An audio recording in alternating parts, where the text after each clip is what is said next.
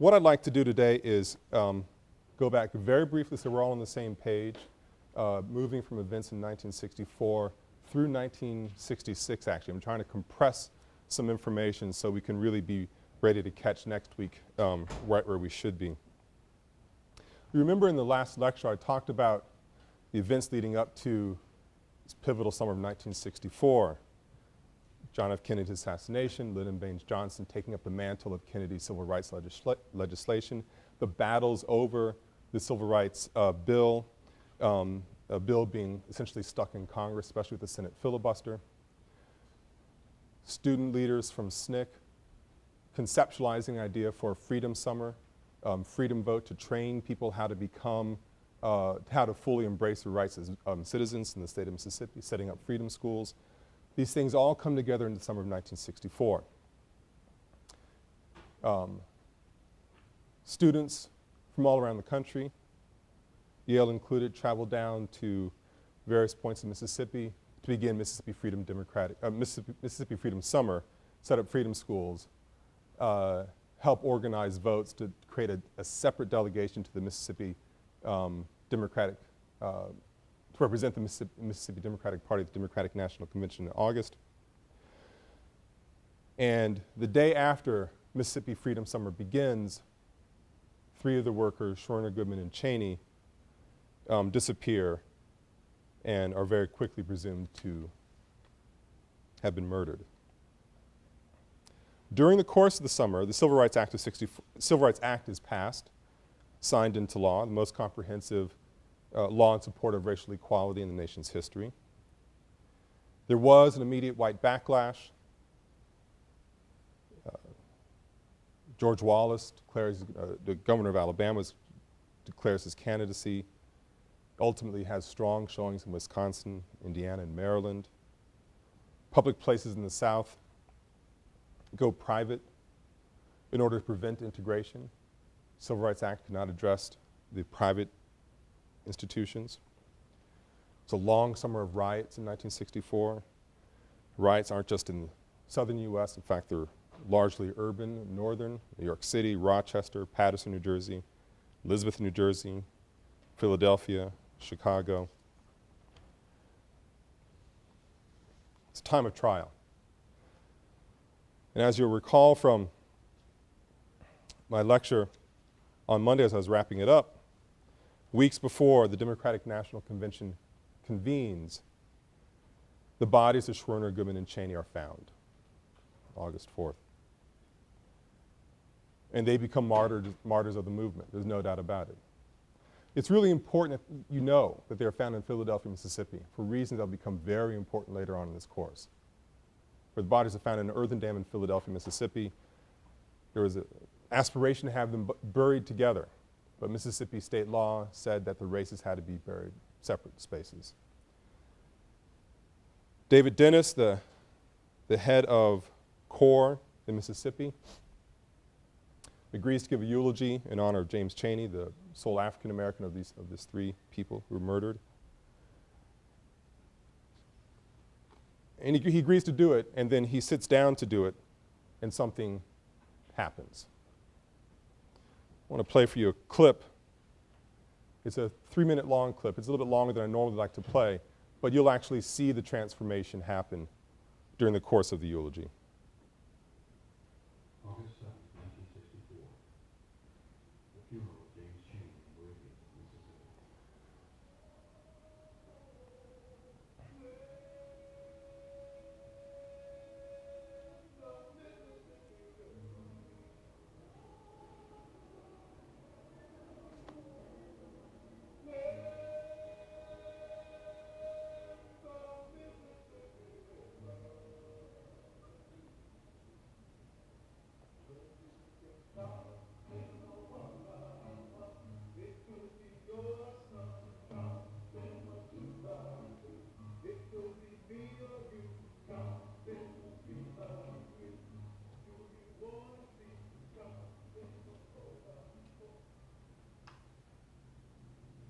I feel that he's gotten his freedom and we're still fighting for it.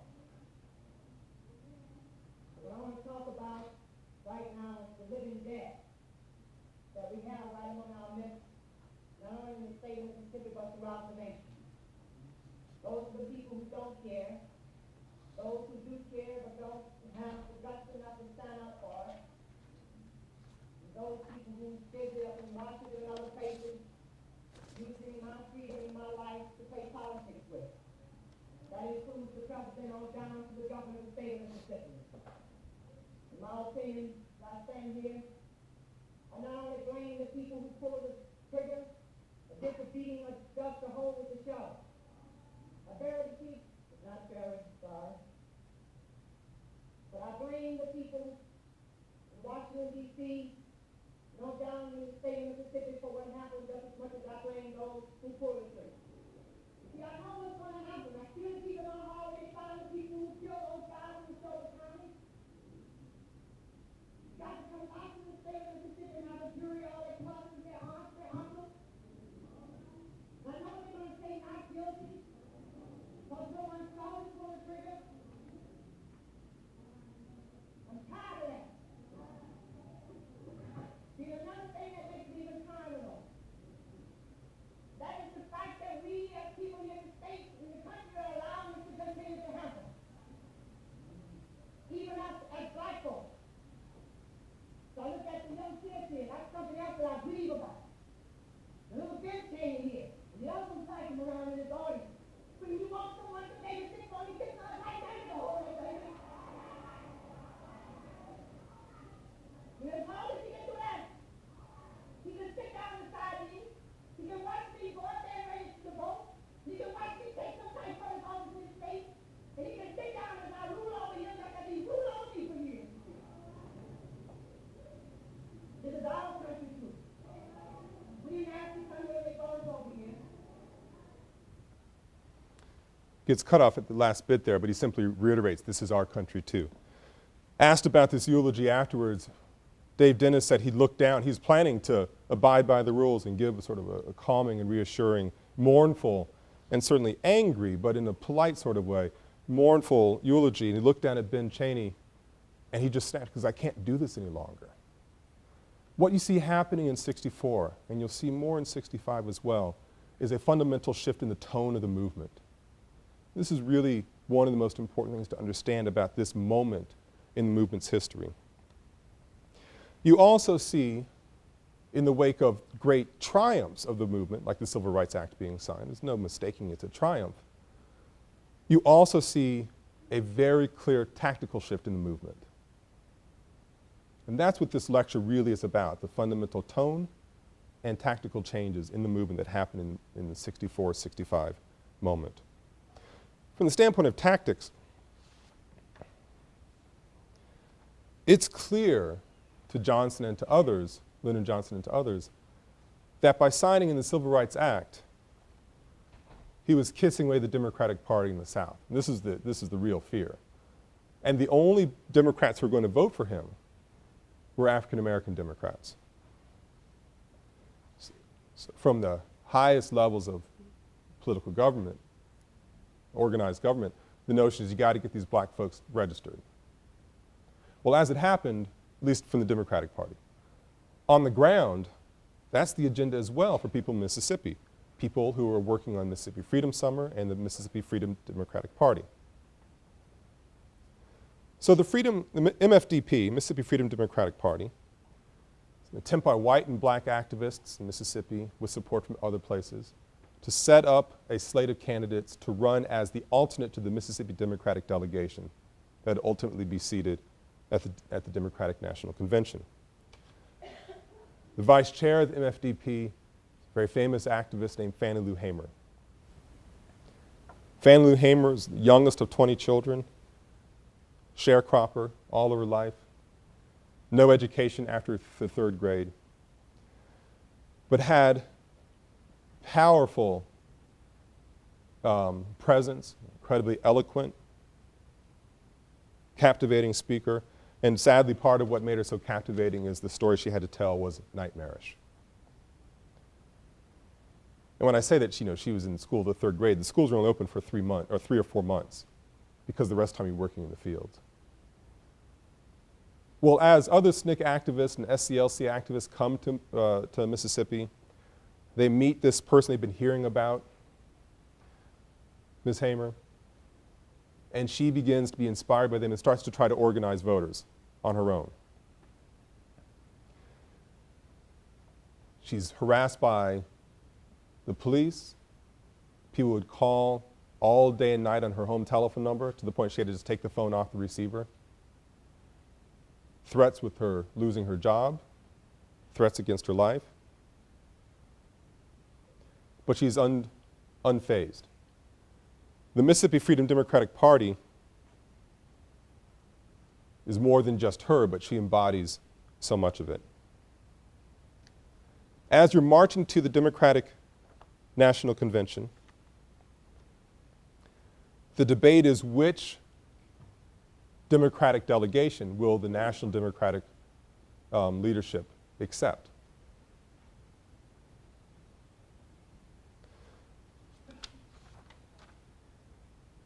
MFDP insists that they're going to be the party to be recognized. Democratic established leadership said that's just not going to happen. Southern delegations in other states threatened to walk if Lyndon Johnson Democratic National Committee admit MFDP to the floor of the convention. Johnson's already afraid of losing the South, and now this is confirmation. And these were states that are already leaning towards Barry Goldwater anyway, the Republican candidate. Anyway, the convention arrives, and Fannie Lou Hamer goes to the Credentials Committee representing the MFDP and starts to talk with them about why the MFDP needs to be recognized as the proper delegation. And this is the committee that's setting the rules for the conference, for the convention. And her statement is captured on live TV. This is when you'd have, what was it called, gavel-to-gavel coverage of conventions and such.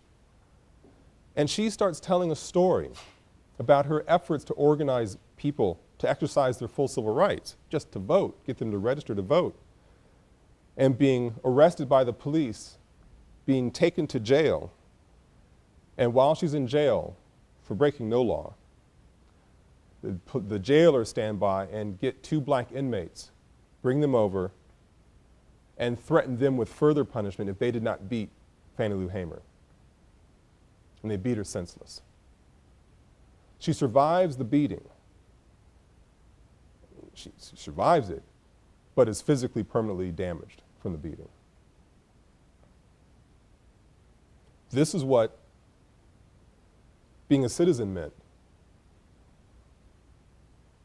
if you're African American activist in Mississippi. Could end up like James Chaney, be beaten to an inch of your life, like Fannie Lou Hamer. Certainly sending signals to the rest of black Mississippians. Well, while Hamer is giving this testimony to the Credentials Committee, Lyndon Johnson, still in Washington, D.C. at the White House, hears about it, knows it's going out live, and is furious, and immediately calls a press conference, trying to simply distract the media from what's now airing over the country. It's just a trumped-up news conference. He had nothing to actually talk about. A lot of the cameras stay with Hamer. But Johnson recognizes that he's losing grip of retaining any hope of keeping the white South. He asks his Vice President, Hubert Humphrey, to get Walter Mondale to coordinate this resolution to a dispute. And the resolution says that the Mississippi delegation, the Democratic delegation, Democratic Party, would be seated if they swore allegiance to Johnson's civil rights platform,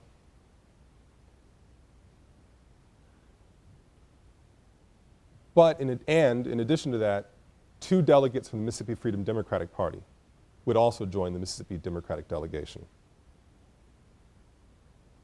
All but 3 of the Mississippi Democratic Party delegates, the formally elected delegates, this is an all-white party in Mississippi, I should have said from the beginning. All but 3 of the Mississippi delegates bolt. And the MFDP refuses to compromise. You either seat all of us or none of us.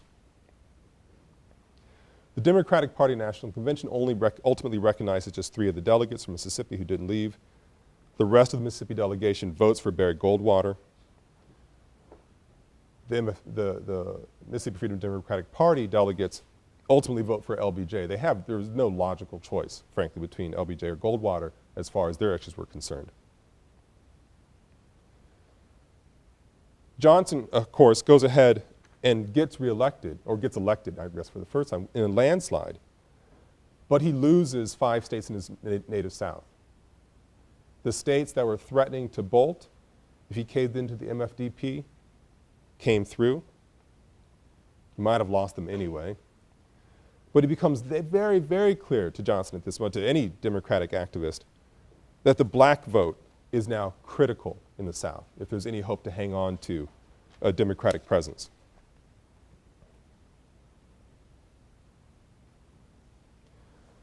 So this is the end of the summer in 1964. Civil Rights Act is there, but the question of the vote is unresolved. Civil Rights Act does not address voting. Right away, activists on the ground and those at the highest reaches of the federal government, Democratic Party at least, hone in on voting. This is the next challenge. Meanwhile, Martin Luther King is awarded the Nobel Peace Prize, goes to Oslo to receive it, and he returns in January of '65 to participate in this next wave of challenges, the vote. He goes, in January of '65, he goes to Selma, Alabama, Dallas County, Selma, Alabama, and he announces a new SCLC initiative to register people to vote. The sheriff in the county, a guy named James Clark, was much like, oh my goodness, our favorite punching bag from Birmingham. Oh, you guys were paying attention. Thank you, Bull Connor. Much like Bull Connor, I mean, he's pulling out cattle prods, clubs, and tear gas to break up crowds. I mean, he is ripe for becoming a target of national media coverage. Situation in Selma is really quite astonishing. In Dallas County, I should say, not Selma, the larger district. In Dallas County, out of 15,000 people who are registered to vote, only 335 of them are black. Now, if you don't know Alabama, it's important to understand it is a state with, in many places, majority black population, and in all places, a significant black population. So in Dallas County, there is no black voting presence. In Alabama, in general, 77%, over 3/4 of eligible blacks, are still off the voting rolls. This is a much higher percentage than what you see in other places, throughout the South in general. So King goes down there to announce a new voter registration drive, knowing that this sheriff would be one he could bait pretty easily. Rallies are organized, marches are planned. Middle of February, peaceful SCLC rally in a neighboring area was attacked by the police, the city police, the county police, and the state police. And during the melee, one of the people involved in the rally, 26-year-old named Jimmy Lee Jackson, according to witnesses, shields his mother, who's in the process of getting beaten by a state trooper. And he's shot in the stomach and dies. Now, the police account of what happened is different, as one would expect. But the fact of the matter is he's shot in the stomach and he dies. Guaranteeing, I mean, this would be horrible enough as it is, and one would hope gather attention. But what guaranteed the gathering of attention to this fact is that news cameras were there. And in the confusion of the rally being broken up by the police, several reporters from NBC are injured, essentially they get beaten up by the police as well. Guarantees national coverage. The plan evolves immediately to march from Selma, where Jimmy Lee Jackson was murdered, from Selma to Montgomery, the state capital, 50 miles away. The original plan was to take Jimmy Lee's body along this path and leave him at the State House stairs And very quickly, saner heads prevail. Like, this is disrespectful to the body, of course. But the fact is, the plan for a march from Selma to Montgomery is hatched. On March 7th, the chairman of the Student Nonviolent Coordinating Committee, John Lewis, begins the march from Selma to Montgomery. He's leading in single file order, maybe 2 or 3 across, 600 protesters over the Edmund Pettus Bridge.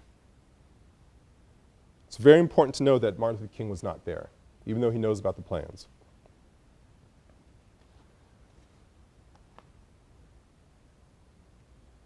This is the march.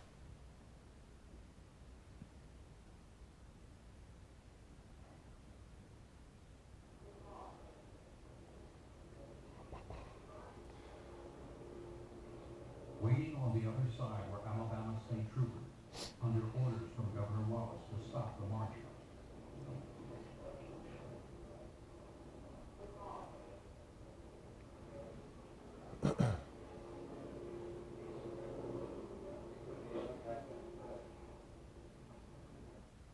So, oh, I hit it a second too late.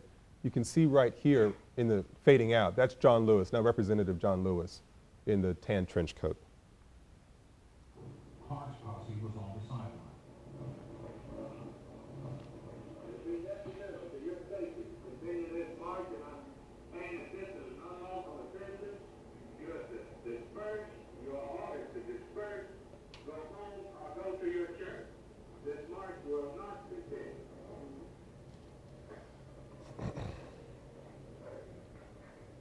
Is that clear to you? I've got nothing further to say to you.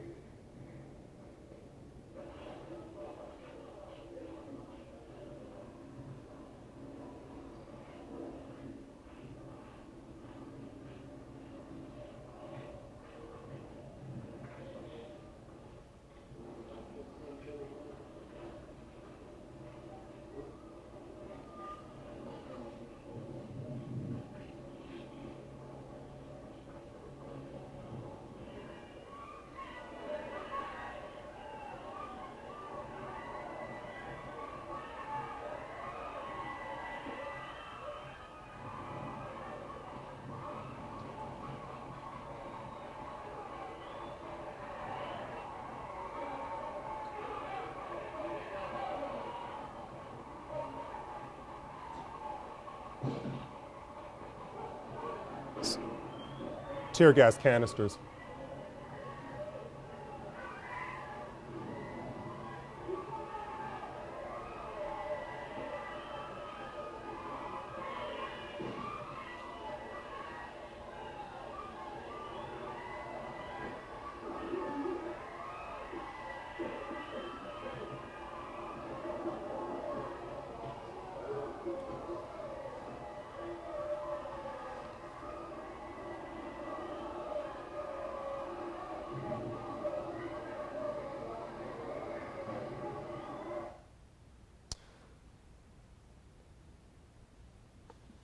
The march, the disruption of the march is captured on live TV, of course, shown across the nation, leading people to ask the same question that Fannie Lou Hamer asked when she was giving her testimony to the Credentials Committee: is this America?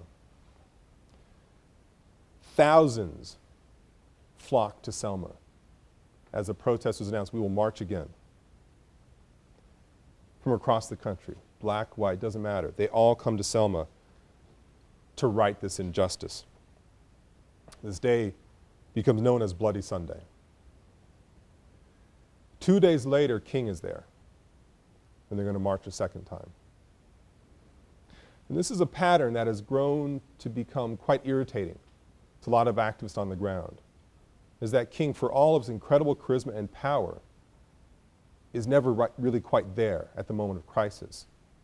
His presence creates a new moment of crisis, no doubt about it. But he wasn't there getting beaten on Bloody Sunday.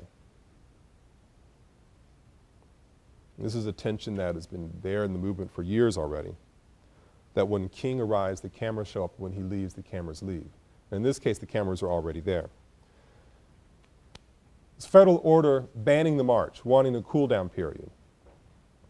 King goes, we're going to have a march anyway. Bold statement. So on Tuesday, March 9th, King leads a much larger group of activists across the Edmund Pettus Bridge and starts the march to Montgomery.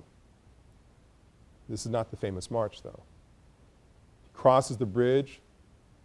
The police are there like they were the last time. They tell him to turn around, the same script. Go back to your churches and whatnot. King asks his followers to kneel and pray along with him. And then, in a complete shock to those SNCC leaders who are still beaten and bloody from 2 days earlier, King tells them to go back to their churches. This is not what they had bargained for. They were going to press forward and do this all over again. More horrified to discover that King had negotiated to keep the peace and respect the federal order. King had quietly negotiated this whole performance. So the police knew that if King stuck to his script, he would kneel and tell us to pray, create the visual moment, and then disperse peacefully.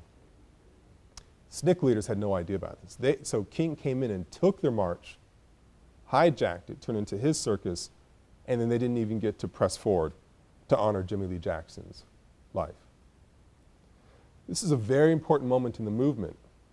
Not one that it's not triumphed as the eventual march to Montgomery that happens 2 weeks later, under incredible federal protection, by the way.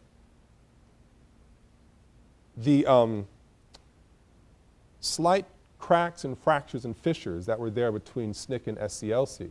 Remember SNCC being organized underneath SCLC's umbrella just 5 years ago at that point. The cracks are now wide open. And SNCC would no longer see itself as being part of SCLC's organizing logic. And SNCC would no longer kowtow to King's declarations. They are truly, it is truly its own organization. And as we'll soon see, takes off in its own path. So the march does proceed on the 21st.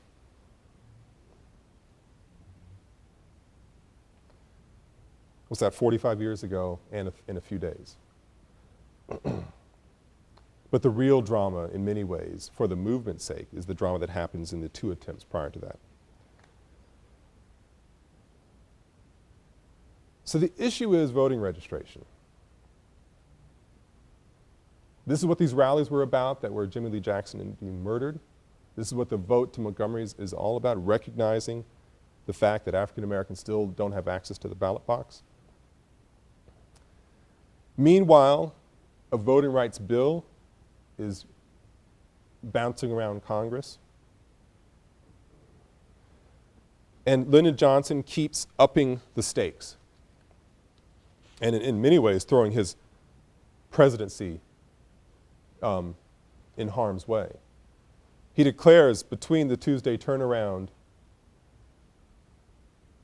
march and the eventual march, he goes to joint session of Congress and astonishes Congress by quoting one of the famous lines of the movement. He's basically saying that this is, as a nation, we cannot abide by treating our own citizens this way. Their struggle is our struggle, and we shall overcome. It's an astonishing moment, presidential rhetoric. Lyndon Johnson saying it. In June of the same year, 65, at Howard University's graduation ceremony, Howard being the most important, largest historically black college and university, and essentially mostly funded by the federal government, Johnson at the graduation ceremony says the following: "You do not, excuse me, you do not wipe away the scars of centuries by saying, now you are free to go where you want, do as you desire, and choose the leaders you please.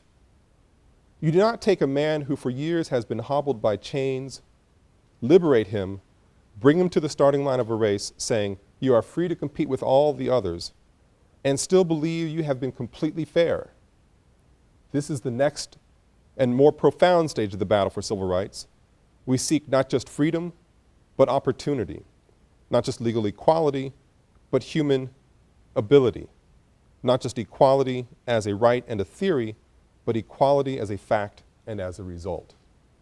And this is part of LBJ rolling out affirmative action.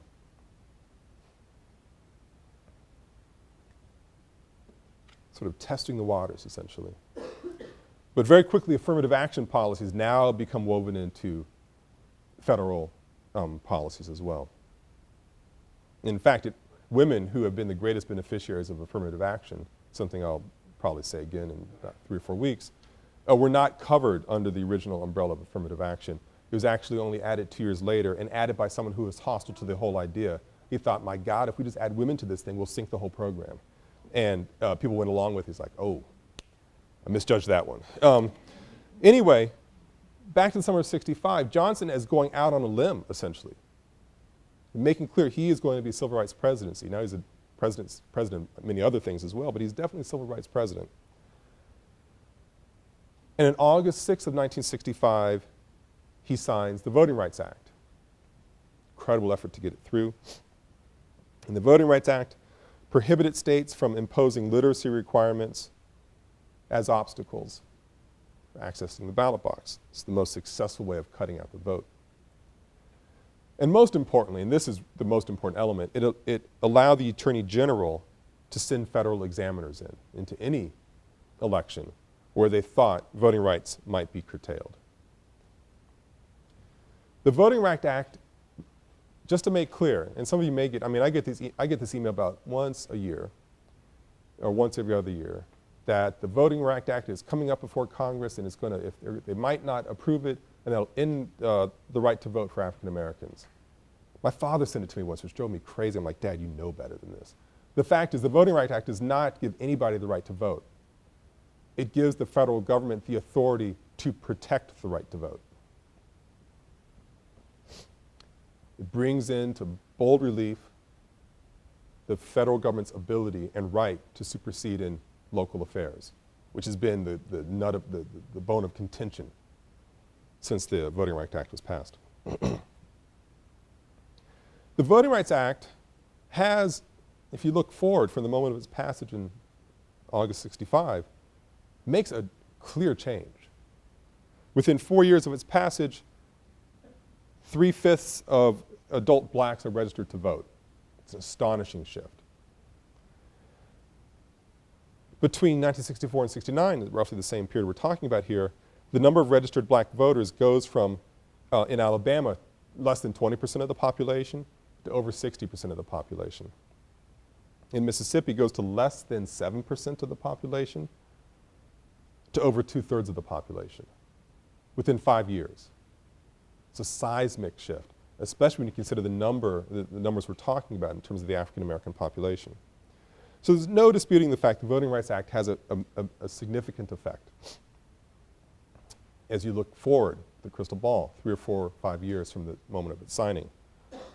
It's also clear the Voting Rights Act had astonishingly no effect in the immediate moment in those places where blacks already had the right to vote. And this was made very clear 5 days later when the Watts community in Los Angeles goes up in flames. A few words about Watts. It's a riot in the, if you know Los Angeles demography, portion of the city that is due south of central Los Angeles. A place that had been the home for the longest for a couple of decades in the wake of the Second Great Migration, World War II, where black Los Angeles was overwhelmingly found. Not a wealthy part of the city, not by any stretch.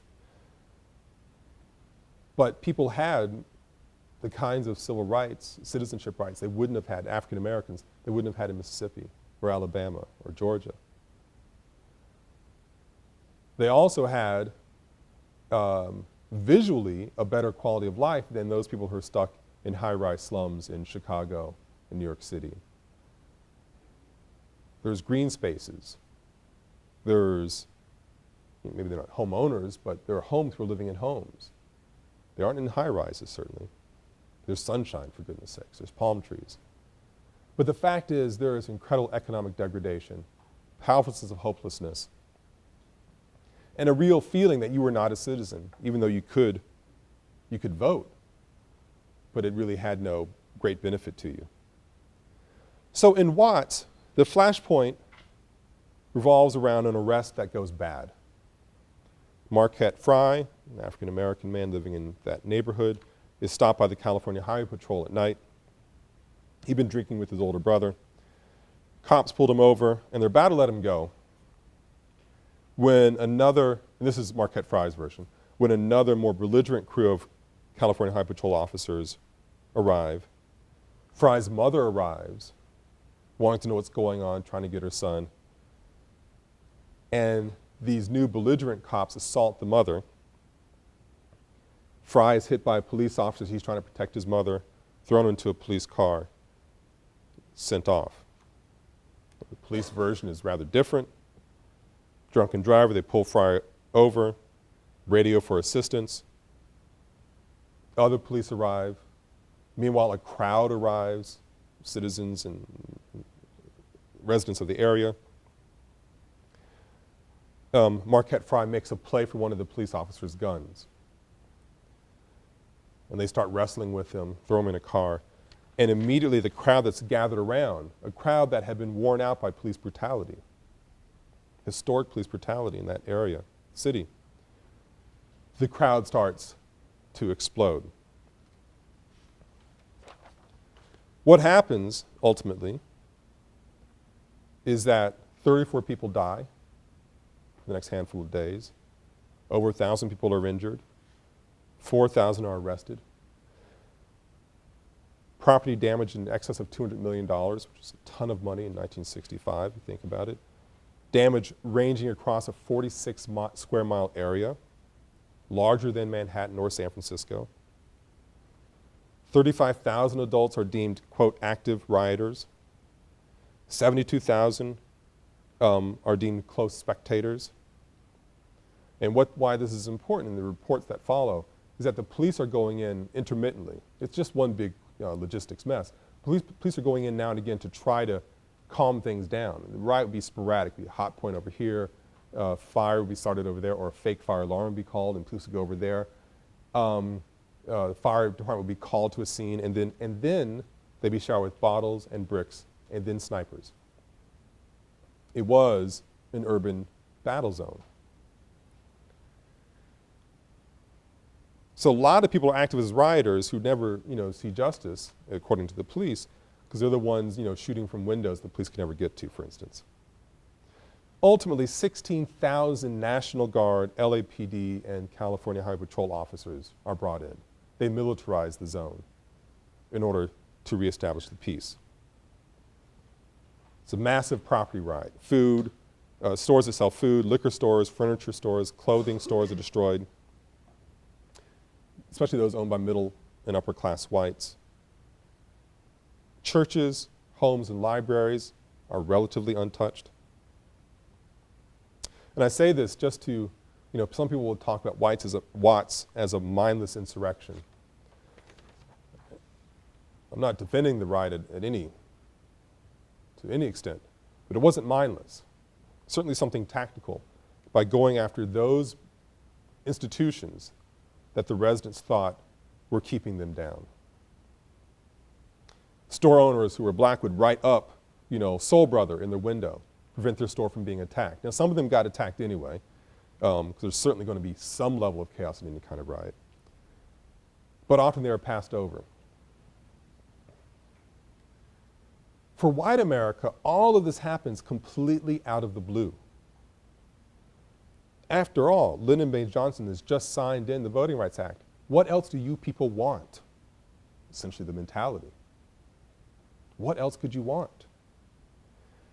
And what LA shows is that there are deep and fundamental problems that the civil rights movement, as far as its most famous rhetoric, the right to vote, the right to go into the front door of a restaurant, ride on a bus where we want to. LA had all those things already. It didn't point to more fundamental economic problems. That's what Watts was about. Now whether the riot, I'm not going to play counterfactual history, would the riot have happened if this or that hadn't happened? I don't know. But what is clear is that just as people are struggling with this new tactical change in the movement, got to pursue the black vote. People are clearly struggling with a shift in tone. The kind of militancy and armed militancy that you see happening in Watts is becoming more recognizable and more frequent. Part of it grows out of the rhetoric, no doubt, of Malcolm X, even after he disavowed a lot of the rhetoric. It becomes very clear in next week's reading.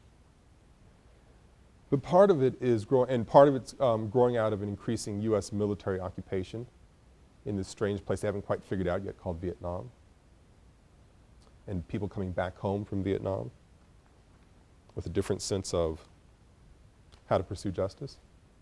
There is a fundamental shift in tone, and you see it embodied in Watts. Profound impatience. Now, the impatience is not just an urban or Western or Northern phenomenon. It's an impatience that's in the heart of, quote, the movement as well in the southeastern United States. Blacks are increasingly unhappy about or impatient and frustrated with the client-patron relationship in the South and, well, throughout the country, really. And we'll see next week, when we start talking about the Black Panther Party, how it becomes articulated in Oakland, California. It's most famously in the Black Panther Party. But it's important to take a moment to talk about the first Black Panther Party in the context of shift in tones. Oh, that's something happening soon, I guess. My computer telling me I have to go.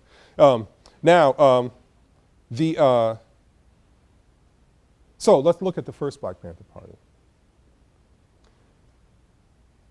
You have the march from Selma to Montgomery, the famous march.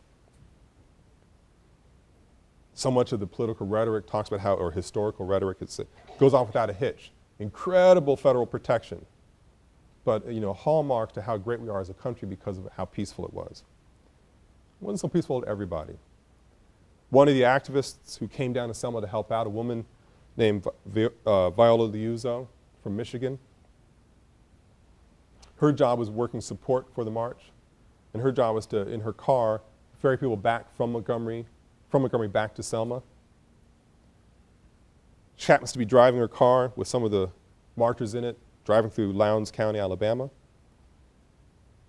Car pulls up next to her, rolls down the window, pulls out a shotgun, blows her away. Young man named Stokely Carmichael, Northerner, raised in New York City, graduated from Howard University, goes down to participate in the Freedom Summer, rises to the leadership circle in the Student Nonviolent Coordinating Committee. Stokely Carmichael sent to Lowndes County to figure out what the heck is going on in this place, trying to organize the black vote, partly in honor of Liuzzo's assassination. What he finds in Lowndes is a population that is a predominantly black population, 81% black. It's a black county. Black citizens in Lowndes were poor, they were landless, and economically dependent on a small white elite planter society. It's apartheid. Blacks outnumbered whites overwhelmingly, 81%.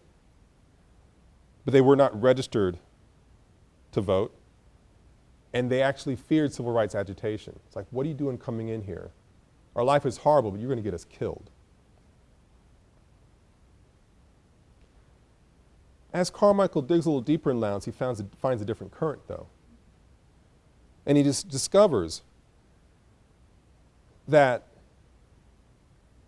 trying to register black Lowndes County citizens to vote in the Democratic Party, something he's really not going to have much success doing. There's such hostility and such hopelessness. But he also discovers a level of militancy there as well. So they form their own party, the Lowndes County Freedom Organization, the LCFO, the Lowndes County Freedom Organization.